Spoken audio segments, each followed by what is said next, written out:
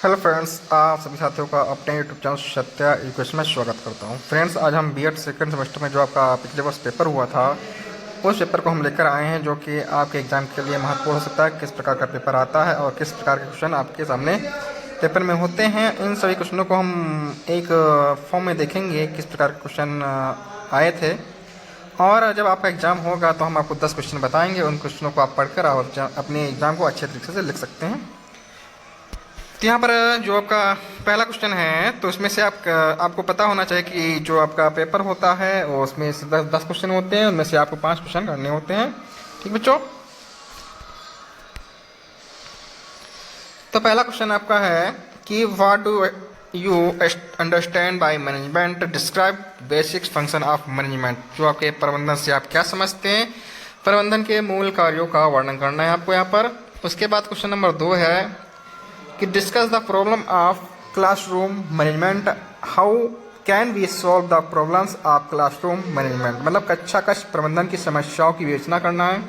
फिर इन कक्षा कक्ष में जो आपकी समस्याएं आ रही हैं प्रबंधन करने में, उन समस्याओं को आप किस प्रकार से समाधान करेंगे या किस प्रकार से निपटेंगे, उन सभी बातों को आप ध्यान में रखते हुए इसका आप उल्लेख कीजिए। फिर क्वेश्चन नंबर 3 है आपका कि describe formal and informal function of school. जो आपके विद्यालय के औपचारिक और अनौपचारिक कार्य होते हैं उनको आपको वर्णन करना है यहाँ पर। फिर है question number 4, describe the types of school building, what are the main component of school building. मतलब कि जो विद्यालय भवन के प्रकारों का वर्णन करना है। यहाँ पर 3 से 4 प्रकार के विद्यालय भवन को आप बना सकते हैं। फिर विद्यालय भवन के प्रमुख घटक कौन कौन से होते हैं उसके बारे में आपको यहाँ पर लिखना है। फिर क्वेश्चन नंबर 5 है आपका, क्वेश्चन 5 आपका क्या लिखा हुआ है कि what do you understand by time table, describe principle of time table preparation. मतलब समय सारणी से आप क्या समझते हैं, समय सारणी की तैयारी के सिद्धांतों का वर्णन करना। समय सारणी किस प्रकार से आप बनाएंगे, उन सिद्धांतों पर किस प्रकार से आप समय सारणी होनी चाहिए, उन सभी सिद्धांतों का आपका वर्णन करना है। ठीक बच्चों, फिर क्वेश्चन नंबर आपका 6 है, जो इस प्रकार से बहुत ज़्यादा बार पूछा जाता है कि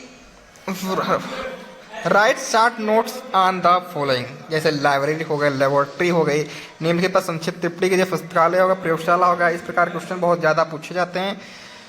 फिर क्वेश्चन नंबर 7 है आपका, write meaning and types of educational administration, differentiate between authoritarian and democratic educational administrator. मतलब शैक्षिक प्रशासन के अर्थ में प्रकार लिखना है। फिर उसके बाद प्रजातांत्रिक और एकाधिकारी शैक्षिक प्रशासन के मध्य अंतर लिखना है।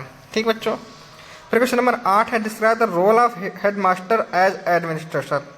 जब एक प्रशासक के रूप में प्रधानाध्यापक की भूमिका का वर्णन करना, प्रधानाध्यापक की भूमिका विद्यालय में किस प्रकार से होती है, उस सभी बातों को विद्यालय के प्रधानाध्यापक के बारे में लिखना है। फिर क्वेश्चन 9 है, right short notes on the following medical instructions होते हैं और नीड ऑफ फिजिकल एक्सरसाइज हो गया। मतलब चिकित्सक निरीक्षण क्या है, शारीरिक व्यायाम की आवश्यकता क्यों पड़ती है, जिसके बारे में लिखना है। फिर क्वेश्चन नंबर 10 है आपका, राइट द टाइप्स ऑफ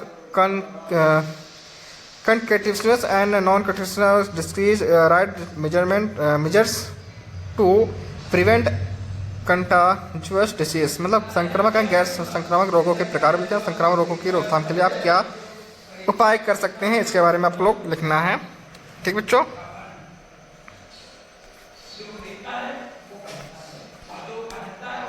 तो ये आप पेपर को आप समझ सकते हैं और किस प्रकार का पेपर आता है। ध्यान से पढ़िए और फिर अपने पेपर की तैयारी कीजिए। जब आपके पेपर होंगे, आपके पेपर के होने से पहले हम 2 दिन पहले आपको वीडियो अपलोड कराएंगे 10 महत्वपूर्ण क्वेश्चनों की, जिससे कि आप उन क्वेश्चनों को देखकर आप पढ़ सकते हैं। अगर आप वीडियो अच्छी लगे तो अपने फ्रेंडों को भी शेयर कर दीजिए, जिससे कि उनको भी इस वीडियो का लाभ मिल सके। तब तक के लिए टेक केयर, बाय बाय, और मिलते हैं नए वीडियो के साथ।